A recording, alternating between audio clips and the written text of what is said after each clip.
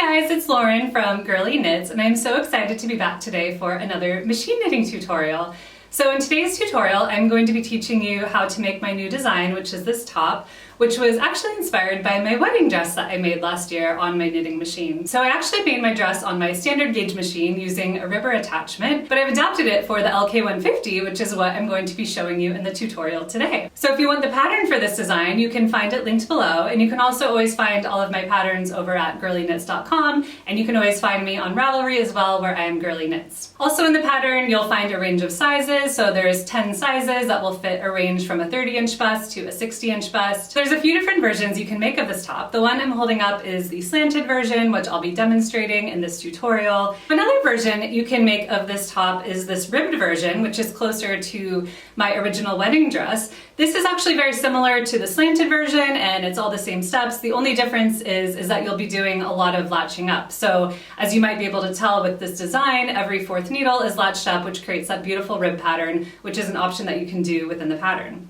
Another option in the pattern is to make this simplified version. So the one I'll be showing you has a lot of transfers, but if you don't want to spend all the time doing all those transfers, you can make this version instead, which is pretty simplified, and that instead of doing the increases at the bust starts, we're doing them along the sides, and it turns out super cute as well. And you can use this tutorial for any of these three tops, as the techniques used for each top are basically the same, and you have all three options in the pattern. So to start off, I'm going to be showing you how to cast on for mock ribbing, which is what we use for the bottom band of this design. And then I'm going to be showing you how we do these transfer rows, which create this beautiful fanned out design. And we're going to be making increases at these bust starts, which I think look really pretty and really nice. After that, I'll be showing you how we do the sweetheart neckline, which we do using short rows, which is super fun. And then next, I'll be showing you how we do the Picot edge. And then lastly, I'll be showing you how to seam up the design and add the straps. So just to clarify, in the video today, I'll be showing you all the special techniques used to make this pattern, but I won't be covering every single step. So if you want to make this top, make sure you go and get the pattern, which is linked below. The yarn I featured for this pattern is Hobby's Friends Extra Fine Merino, which is a sport weight yarn. It's 100% merino and it's superwash, and it is so soft and so lovely to work with, so I really enjoyed using it for this pattern. It comes in an amazing array of colors. This is the Dusty Rose color. This is dark denim, which is really nice. This is the olive color, it's so much fun. And then on the mannequin, that's the deep ocean color. So I will link that yarn in the description, but of course you can use any sport weight yarn that you prefer. As long as you get the gauge, you can use your yarn. So the gauge we're working with today is 27 stitches and 39 rows equals 4 inches in stockinette stitch. So I use T2.5 to get that on my LK150, which I'll be demonstrating on. But of course, if you're using your own yarn, you want to experiment and just make sure that you can get the gauge with whatever yarn you're using and use that as your main tension. Another great thing about this pattern is if you have a standard gauge machine, you can also make it on your standard gauge machine, because a sport weight yarn will work on that as well. So this version I actually did make on my standard gauge machine. All you need is a flatbed, you don't need a ribber, and the tension I used to get the gauge on my standard gauge was T9. So again, just make sure to experiment and make sure you can get the gauge with your yarn and your machine. And also, just in case you're interested in making the top that was closer to my original wedding pattern dress design, I do have another pattern which uses a standard gauge machine and a ribber attachment. So if you're interested in that, I will link it below. It's a little bit more challenging, but if you are comfortable with your ribber, you might enjoy it.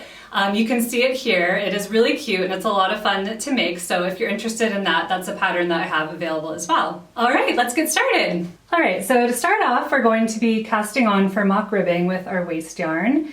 And we want our dial tension set to 1 dial below our main tension. So mine is 2.5, so I have it set to 1.5. And then we are going to be selecting every 4th needle with this tool based on what size you're making. So I'm making the smallest size in the pattern for this demo, so I'm casting on 36 left and 37 right. So I'm going to start over at 37 and then select every 4th needle until I reach 36. And it's important that you have one more needle on the right than on the left, so just make sure that you cast on that correctly. Okay, so now we're just going to put our waste yarn in, move the carriage across, and then we just want to grab our cast on comb and hang that. And then we want to select every other needle because we'll be knitting every other needle for our mock ribbing. And then just do about 9 or 10 rows until you have about an inch. All right, so then once you have about an inch, that's good enough. And then with your carriage on the left, if you have ravel cord, this will be helpful to use this for the final row, so it'll be easier to remove your waist yarn later. So I'm just gonna manually put it in and then just guide it across the needles. And then we just want to remove that from the carriage. Okay, so now we're ready to start knitting with our main yarn. So first we just want to reset the counter so we can start counting rows now. And then we want to leave a tail so we can seam the side of our bodice later. So depending on what length you're making, for this demo, I'm making the short version, so I'm going to leave 20 inches. And then we're just going to put that in the carriage and then run it across the needle. So now we're basically just working in mock ribbing. You want to do about double the length that you want your hem to be. So I'm going to do 3 inches, which is 30 rows, but of course you can customize that. So we're just going to be continue knitting like this, knitting every other needle. And then one thing to keep in mind, this is quite a low tension for the LK150 and it is pulled quite tight, so there is a possibility that it will skip stitches at the beginning of each row. So if you want to just avoid that, it's definitely happened to me while making this, is you can just pull out the first few stitches each row to deposition, and that will just ensure that they get knitted and that they don't get skipped.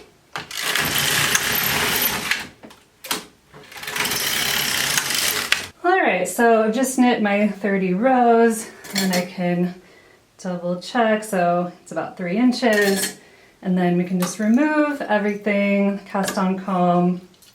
If you've hung any of these guys, just remove everything except for the waist yarn. I want to keep that there.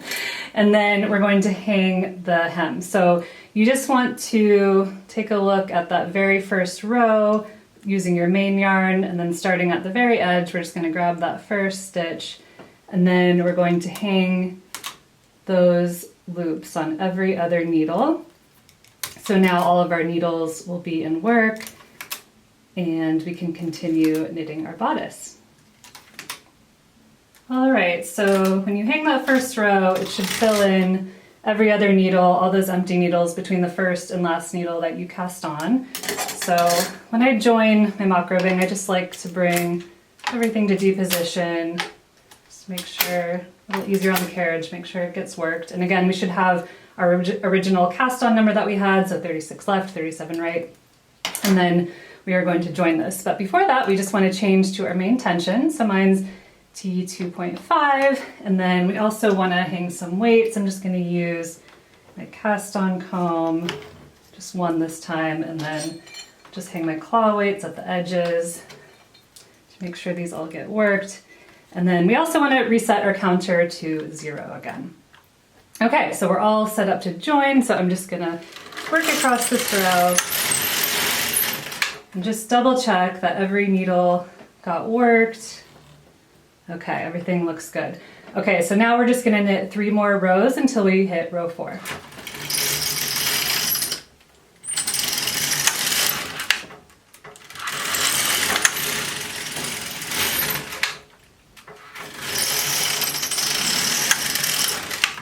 So we've just reached row 4, which is going to be our first increase and transfer row. Now this is where the pattern changes depending on which version we're making. So if you're making the simplified version, this is pretty easy. We're just going to be doing an increase at the edge every 4th row. But if we're making the ribbed version or the slanted version, and the slanted version is what I'm demonstrating in this tutorial, we'll be doing a lot of transfers and we'll be doing those every 4th row. So what we want to do first is make sure we know what our bust dart needles are. So you'll find those in the pattern for the size I'm making.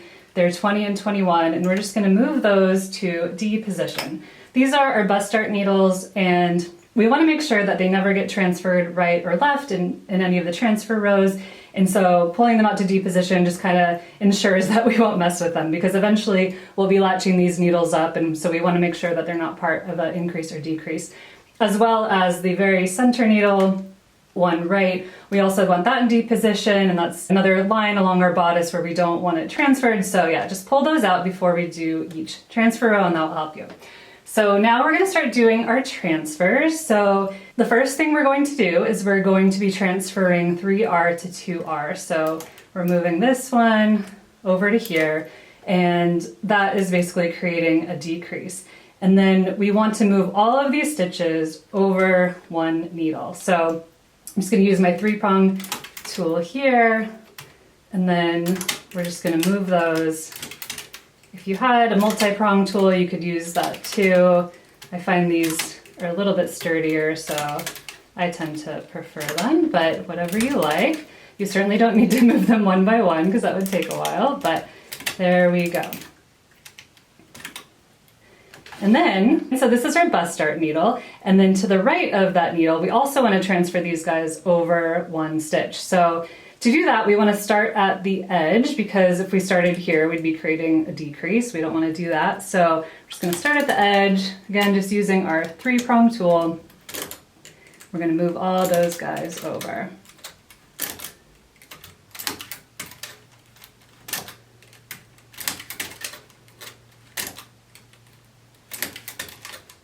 And then until you reach the bust start needle, which is in this case 21. We don't want to move that one. So now we have an empty needle on either side of that bust start. So the way this is designed, as I said, the ribbed version and the slanted version, is we're basically going to be creating increases at the bust start, giving you those increases at your bust line, which I think are very flattering and they look really nice.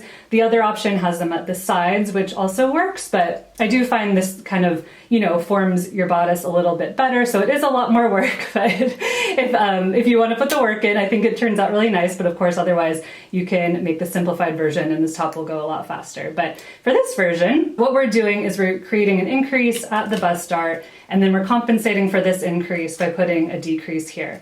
So we're basically going to be increasing one stitch on each edge for each of these increase / transfer rows, which you'll notice we've done this over here. So this has gone from 37 to 38. So now to do the bust start increases, what we want to do is we just want to grab the purl ridge from the stitch next to the empty needle and just hang that on the empty needle. And then again, we want to grab the purl ridge from the outside. We don't want to incorporate our bust start needle. We want to leave that alone every row. And then we're going to put that on there. And then we've just done those increases. So now on the left side, we're basically just mirroring that. So we're moving 2 left to 1 left. And then again, we're just transferring all these needles over until we reach the bust start needle, which we've marked by pulling it out to D position.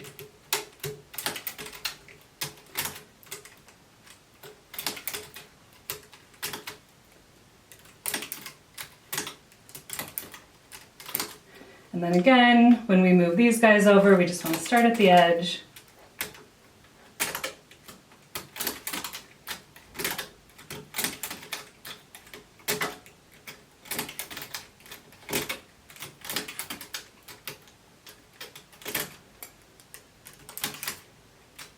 And then we'll have an empty needle on each side of the bust start needle.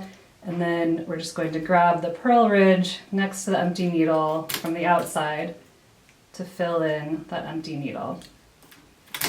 Okay, so this is very satisfying because we can see all our needles have been worked. And then from here, we're just going to knit 4 rows.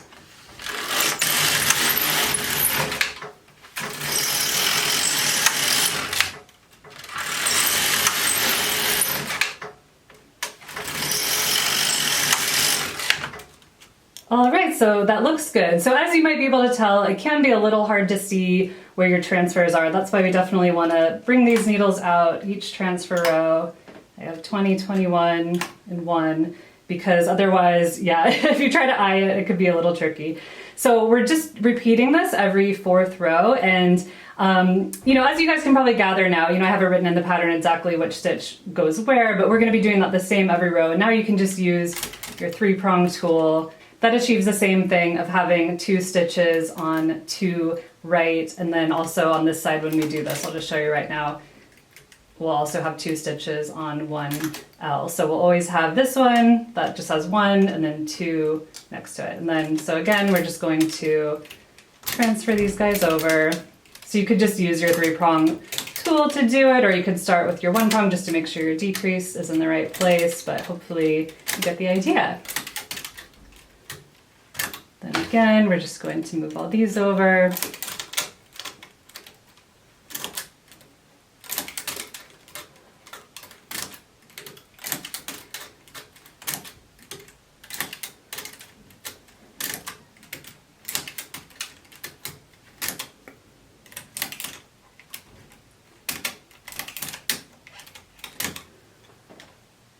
Then same as last time, just working that increase at the bust start. Then we'll continue with these guys, moving them over.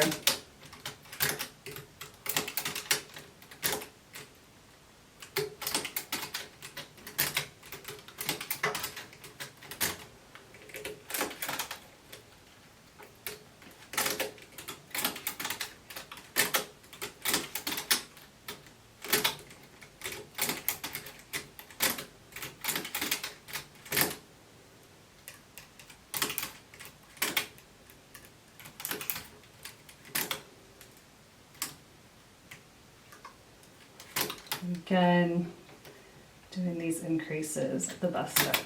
Okay, so again, we're just going to knit 4 more rows.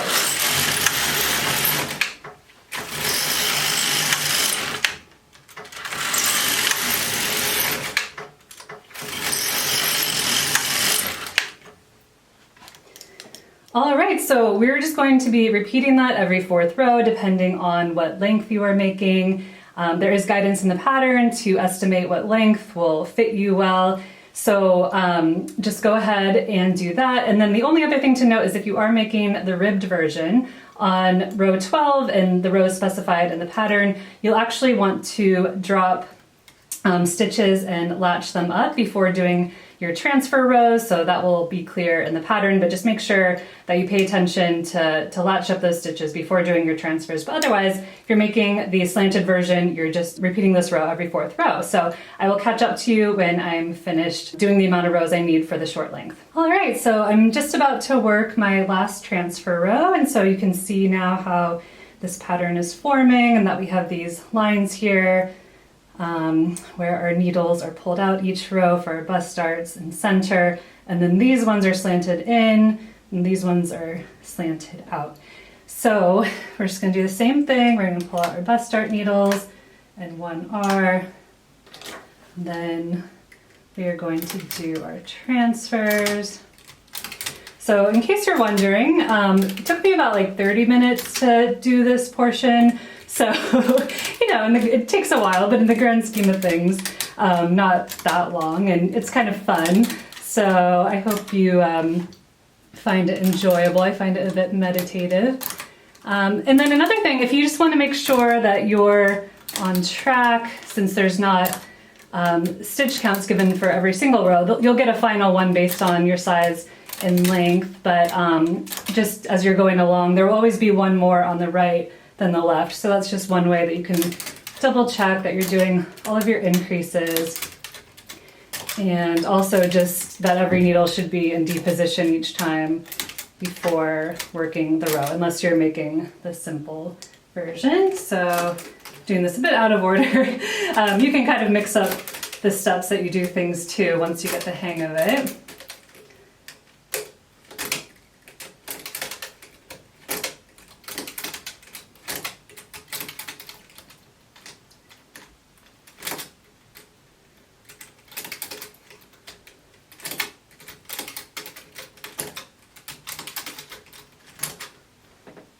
And just in case it wasn't clear before, at the center there'll be 2 stitches on each needle on either side of that center needle, 1R. So you always want your decreases there. Then almost done here.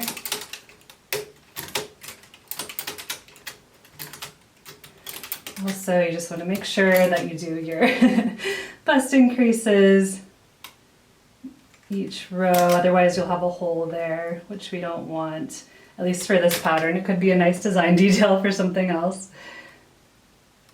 So just get those guys. And again, those increases will always be in the same spot.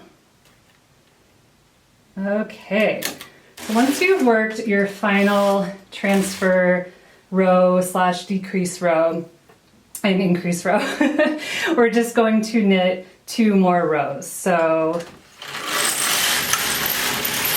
1 and 2. And then we're about to reset our counter to 0 again, so just make sure that you take note of the row count you're on if you're making a special length or you're going outside of the recommended short, medium, long, because that will affect how many rows you do for the back. So now we're going to be latching up the bust dart needles in center. You could wait till the very end to do this, but I just like to do it at this point. So I'm just gonna remove my weights, and we can take out the waste yarn. Again, you don't have to. You could latch up with the waste yarn on, but at this point, it's just easy to take it off. So we'll just remove that.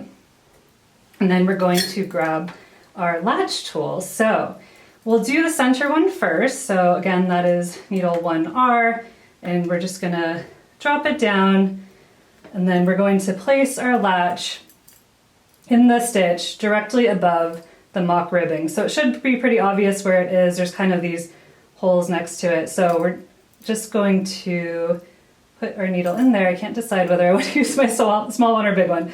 I'll go for the small one. So I'm just going to stick it in that stitch so it doesn't fall past that. Okay, I think I got it. And then just keep going. And then now we want to latch up to create a knit column.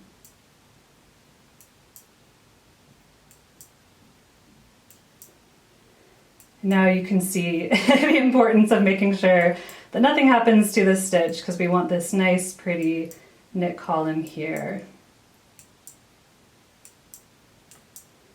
And then once we reach the top, we're just going to place that stitch back on the needle.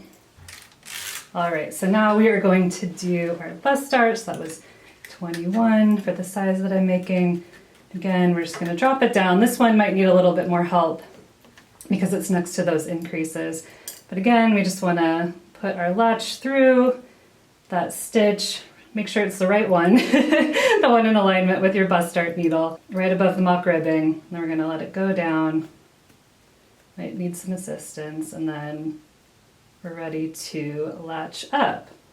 And again, if you made any mistakes, if you pulled out the wrong needle for your bust dart, I imagine it would be tricky to do this. So at least now you can catch any mistakes that might have been made, but hopefully all went well and that you can just latch this up easily.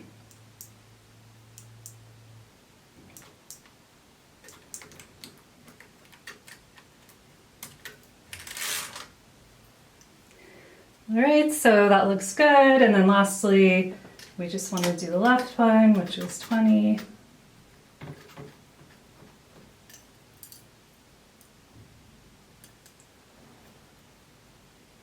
Again, just latching that up.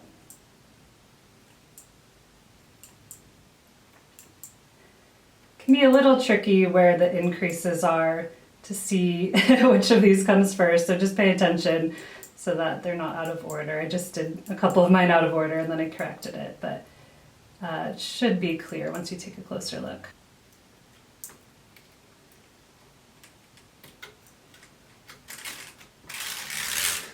All right, so I've just finished latching up all of those guys, and if you're making the ribbed version, you'll have more latching up to do, and when you latch up, these will actually be diagonal, which is really fun. So yeah, you have a bit more to do if you're doing that one, but if not, we're ready to move on to the Sweetheart neckline.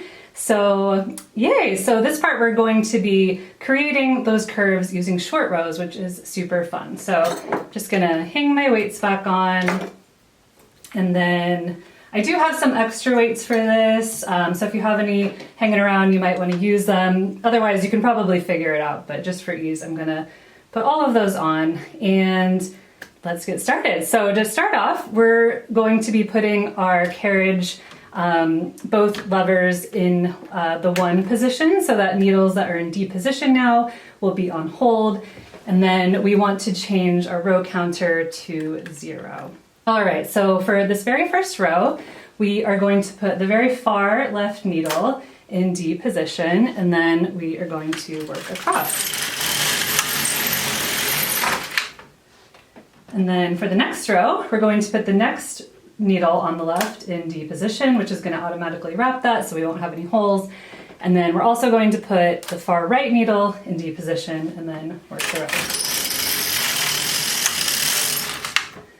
And then for the next row, row 2, we're going to put the far right needle in D position and then work the row. And then the far left needle in D position and work the row. And then we're just going to repeat that once more. So right 1 in D position, left 1 in D position. So now we have 4 on the left in D position and 3 on the right. And if any of this is confusing, don't worry, in the pattern there's plenty of photos step by step written out, so if you get lost at any point you can just refer to the pattern, but also wanted to provide this tutorial just so you can see it demonstrated if you just need any clarification. So next what we're going to do is we're going to be knitting each side one at a time. So we are going to be putting all of these left side needles in D position so that they will be on hold. So we're going to put all the way up to 0 as well as 1R. So this is the point where it's nice to have some extra weight since we're only working this side and we're going to be creating this curve.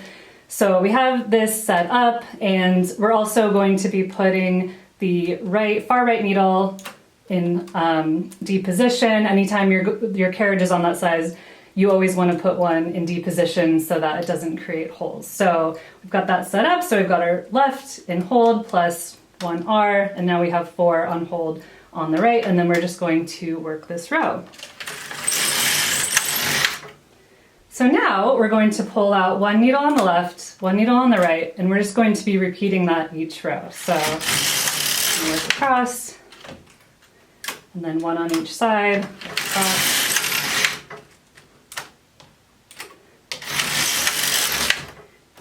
And now we're just going to continue doing this until you have a certain number of wraps at the center neckline, which is going to depend on what size you're making.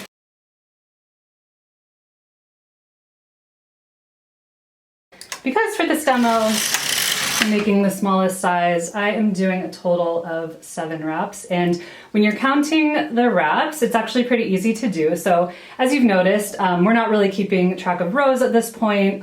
We're just doing things in steps because when we get over here, the row counter won't get ticked off, and it's actually easier to do it this way anyway. So what we're gonna do is count our wraps. So they're gonna start at 2R, and then they're going to be every other needle. So I can see I have 1, 2, 3, 4, 5, and I know that I want 7, so that means I have to do a couple more rows.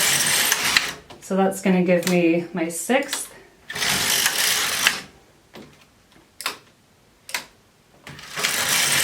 And then this one is going to give me my 7th. So just to check again, I have 1, 2, 3, 4, 5, 6, 7. Okay, and then we're going to end with our carriage on the right, and to set up for this row, first of all, you want to make sure that you put the right needle in D position again, because we want to make sure we wrap that.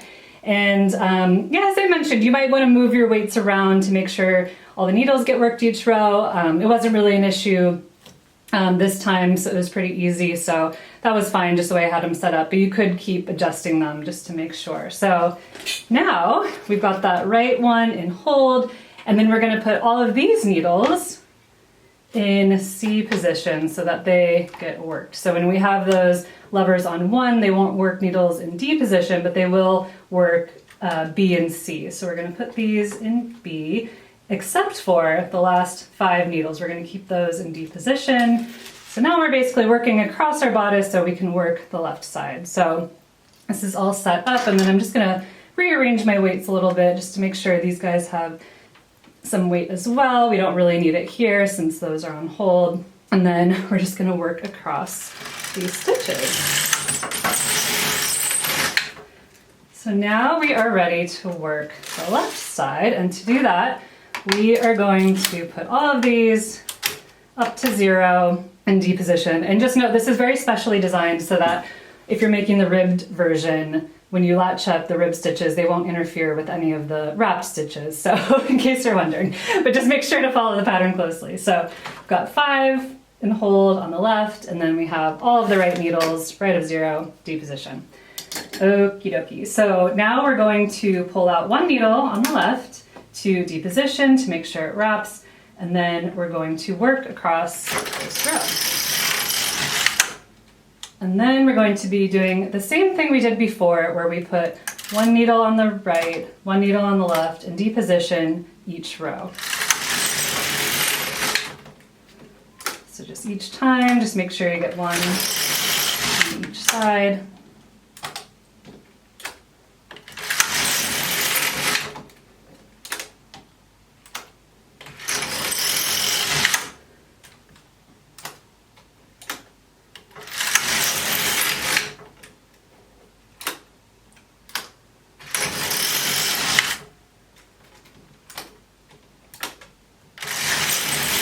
And then this time we want 1 less wrap than we did on the other side. So my wraps start at 1L, I can see right here, and I can count them. They're every other needle, 1, 2, 3, 4, and I wanted a total of 6, so I'm going to keep going.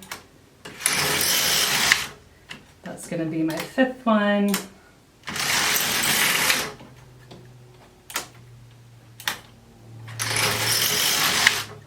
This will be my 6th one.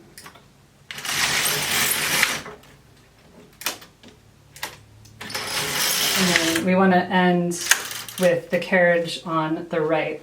And we're going to be working that last one, so it's the same as the other side on this last row, the 7th one. But just so it's clear, so I started at 1L, 1, 2, 3, 4, 5, 6, and now I'm working the 7th one on this row, which is our final row.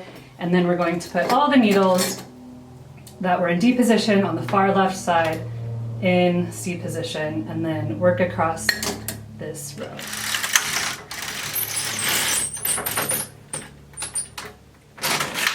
Alrighty, okay, so now we finished it. So that wasn't so bad, huh? It might look complicated, but I swear it's not so bad. So now we're going to work all the needles. So we want to put our levers back at 2, so that'll work all our needles. We don't need to worry about putting these in C position because now that our levers are back to 2, they'll all get knitted. So I just want to make sure that the whole bodice has weights on it so that this will go smoothly, and especially where we created these curves for the neckline. And then we're just going to work across. And yay! Hopefully that went smoothly, and you can see now we have finished that neckline and all of our needles are back in work. So we're about to knit the Picot neckline, but before we do that, we need to make sure to latch up the rest of our bust darts and that center column. So you can see now how you created this curve here, and that's gonna create our sweetheart neckline. So we're going to be latching up the same needles as before. So I'm doing 21 over here, and we can just continue from where we left off. So just drop that guy down.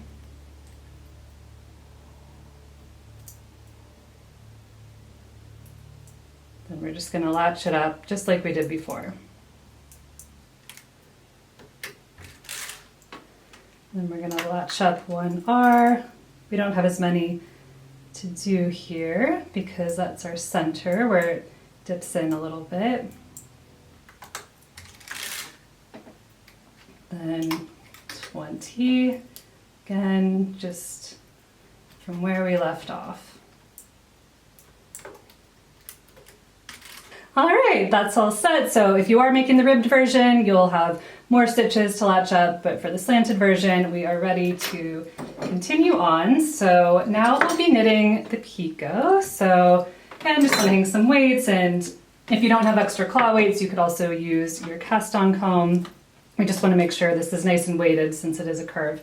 So we're just gonna change back to 0 here. And then for the picot, we just wanna go a dial size down. So I'm gonna go back to 1.5 and I've got my counter at 0, and then we're just going to knit 6 rows.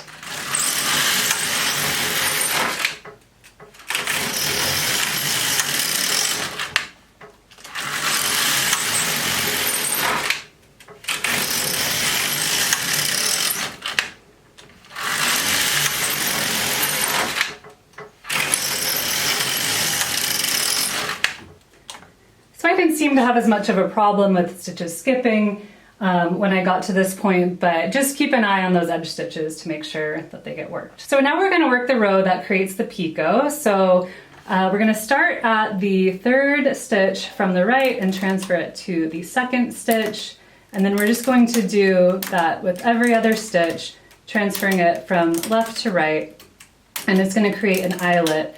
That is what creates this picot once it's folded over. So you just want to do that all across the row. And then when you get to this left edge, there should be 2 unworked needles left on the edge. So before working this row, I just like to bring all my needles to deep position. Some might accidentally go out of work, and we don't want that. We want them all to be worked.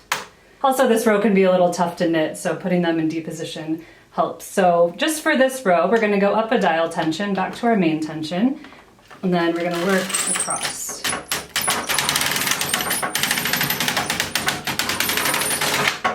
And then we're going to change back to 1 dial down.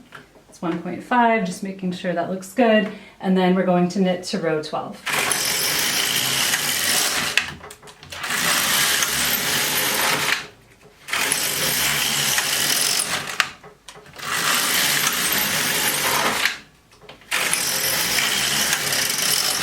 Okay, so now we're at row 12 and we've finished our picot and that all looks good. So next we're going to go up to 6 dials up from where we are. So I'm going to go up to 7.5, or you could look at it as the main tension plus 5, but basically when I do a chain bind off, I like to go up 6 dial tensions from what I was working at. And that seems to create a nice even tension. And we do want a nice even tension for this bind off because for some of the versions it will be showing, so it's just nice that it's perfectly even. So we're just going to work this last row at the higher tension.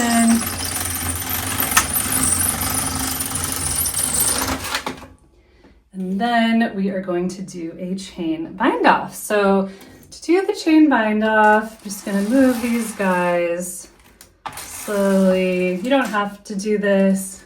So you don't have to put them in D position. You can just kind of pull them out as you go, but this kind of helps since you'll have to pull them out of it anyway. So do the chain cast off. We're just gonna grab this latch tool. We're gonna take that very last stitch off the needle, and then we're gonna grab that 2nd stitch there, pull it through the 1st one, take it off the needle. And we're just going to continue doing that all across this row to bind off, which is very easy. And then as you're going along, I find it helpful to have weights ahead of where you're binding off, but it's a little tricky when they're directly below you, so you can just remove them as you go. Alright, so we're just at the end here, and I remove that last weight, and just using my hand to get these last stitches, you just want to make sure that you maintain the tension of those loose loops you created with that last row. And then after we go through the last one, we want to leave a special tail, and there will be guidance based off which size you're making. For mine, I'm going to leave a 60-inch tail, and this is for seaming the edge to the bodice so that we have enough to go all the way around and can do it in one continuous go. So that's 48 plus 12, and then just going to cut that. If you're nervous, you can always leave a little bit extra, and then we'll just pull that through that last loop and secure it. Oh, and so now we get to see our work. Okay, so there we go. That looks really nice. So we can see that we created this beautiful pattern with these stitches fanning out to create those bust darts. And then we have that sweetheart neckline, which will become more clear once we seam the picot down. But yeah, that looks really good. Hopefully yours does too. This side is actually pretty cute as well. What I love about these fabrics, all of them, is that they're reversible. So really you could have either side facing out and wear it that way. And actually you don't have to decide that until this final step when we seam the sides together. And you can just see which one you like better and then choose how to seam it that way. So that's the very last step that we'll be doing, is seaming the bodice together and also the picot edge. And then lastly, I'll also show you how to start the strap. So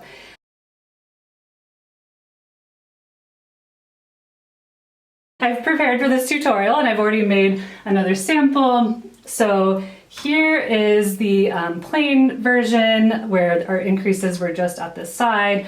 And in case I didn't mention it before, all of these versions are made the same for the sweetheart neckline. So you can use this tutorial for any of these versions. And we also latched up these lines for this plain version to give it a little bit more interest. But this is another example how you could have it facing this side out, which I think is really cute. But you could also seam it so that this side is facing out if you prefer this side, as well as this one. Again, I prefer the knit side facing out for this one, but really it's up to you. So you can see another example here. This is what it looks like when it's all finished for the slanted version.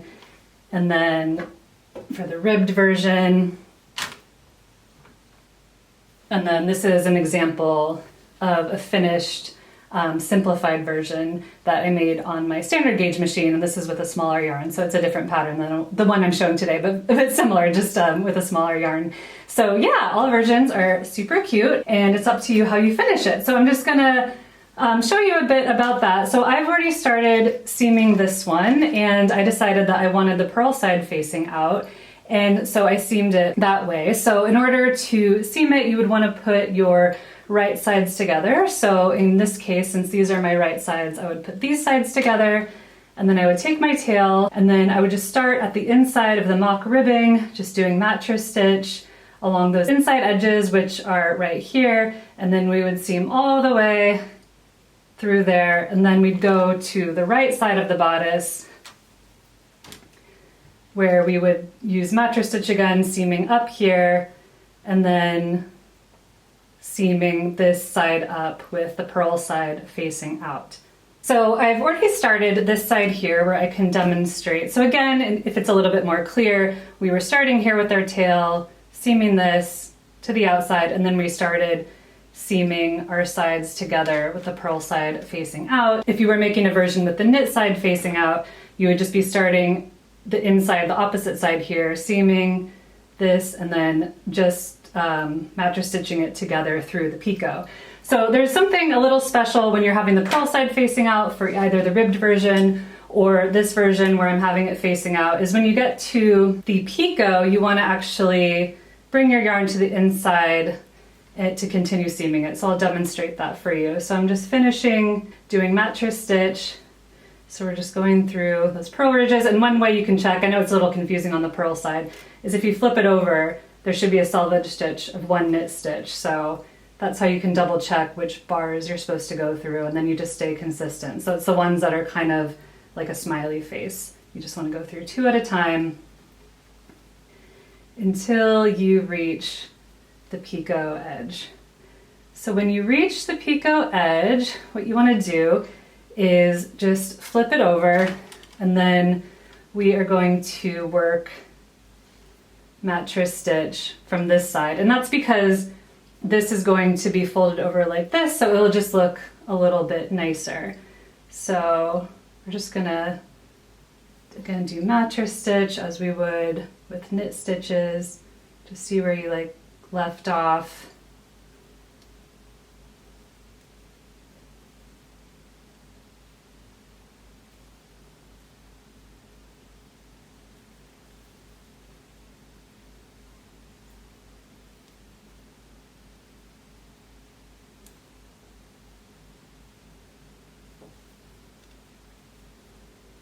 And then we're just going to do that until the end. And then once you do your other side, then you are ready to do the picot. But just for the sake of this tutorial, I'm just going to show you how to start the picot so that you get an idea. So if you're having your purl side facing out, your picot is going to be folded so that the knit side is facing. So if you were making the version with the knit side facing out, you'd be seaming to the inside of your bodice, as you can see here.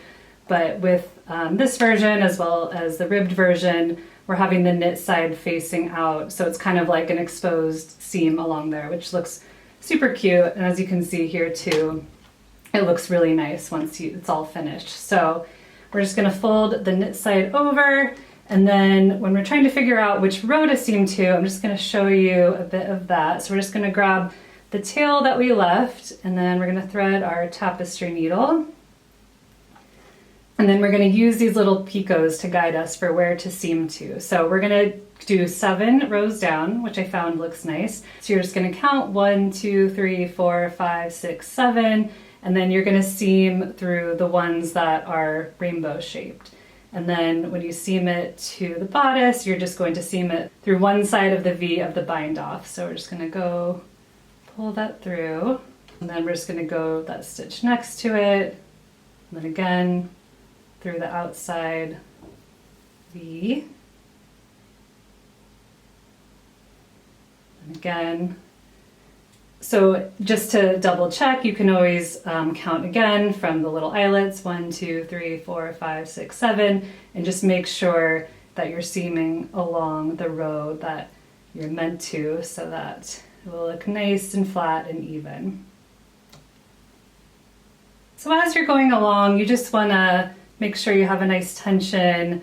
You want it a bit taut to make sure that it looks nice, but not too tight, because you want it to, just lay nicely, and you want to be sure that you can get it on. So you just want nice even tension that goes along with the rest of your knitting.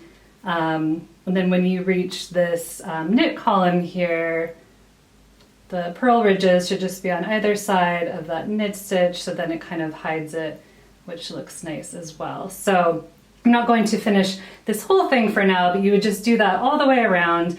And as I said before, you would want to seam this side first, so that when you're doing your picot, you'll just go straight into the other side, into the back, and then that part will be finished. And then once you've done that, you just want to try your top on with a bra that you want to wear with this bodice, and then you just want to use some stitch markers and mark where your straps hit at the front and back, and that will guide you with where to place your straps. So I'm just going to pretend here, let's say my bra straps hit around here somewhere.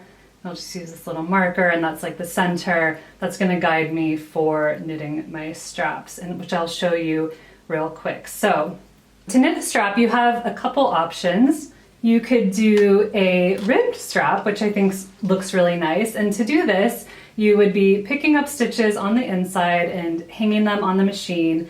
And you'd basically be knitting the whole entire strap. This was 13 stitches.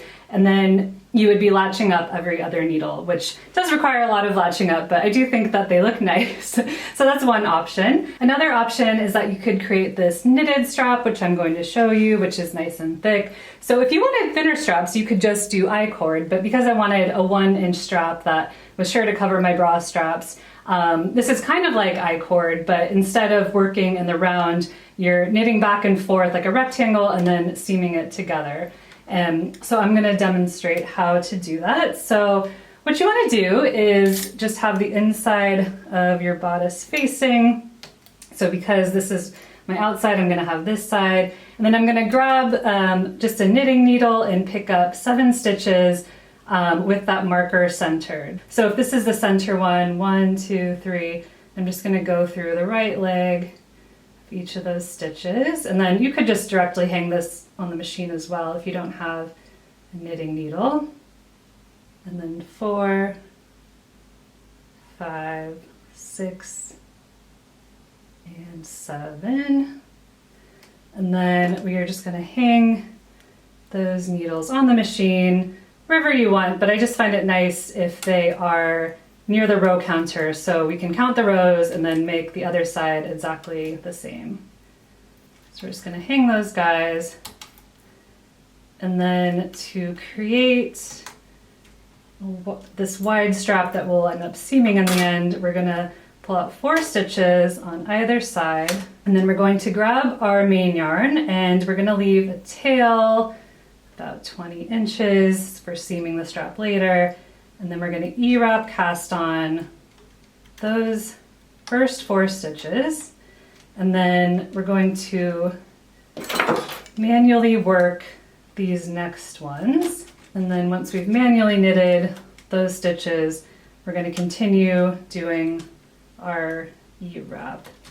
And then we're going to grab our carriage so it's on the right, set our counter to 0, we're going to place it in, and then for this I just used the main tension, so I'm going to go back to T2.5, and then I'm just going to work across.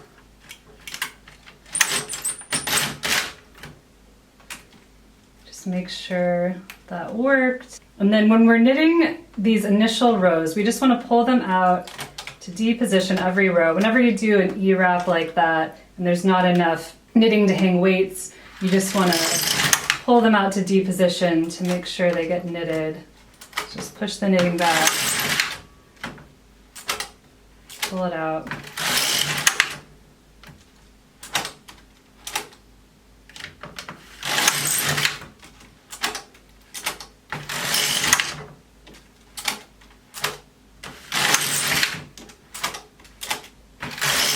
And then once you have enough knitting there, you can hang your weights, and then you're just going to knit the length of your strap. So just to give you an idea of some of the options, this one goes pretty quickly, but you do have to seam it together, and you know, it just looks a little bit different, so totally up to you. And then once you finish your strap, you would just want to seam it to the back. There might be a little hole there since you were knitting a loop, so you can just use your tails to kind of seam those together and make it look nice. But yeah, that was the tutorial. I hope you enjoyed it, and if you make this top, I would love to see it. Please share photos on Ravelry, or you can come to my Facebook group, Girly Knits Machine Knitting Group, or you can email them to me, girlyknits@gmail.com. I would love to see what you made. I hope you enjoyed this tutorial, and I'll see you next time. I hope you enjoyed this tutorial, and if you do make this top, oh my gosh, please share photos with me. I would love if you shared pictures on Ravelry or in a Facebook group. I also have a Facebook group, which I have a link below. It's called the Girly Knits Machine Knitting Group. If you want to find me, you can find me at girlyknits.com and over on Instagram as @girlyknits. And if there's anything else you'd like to learn, let me know. All right, see you next time. Bye.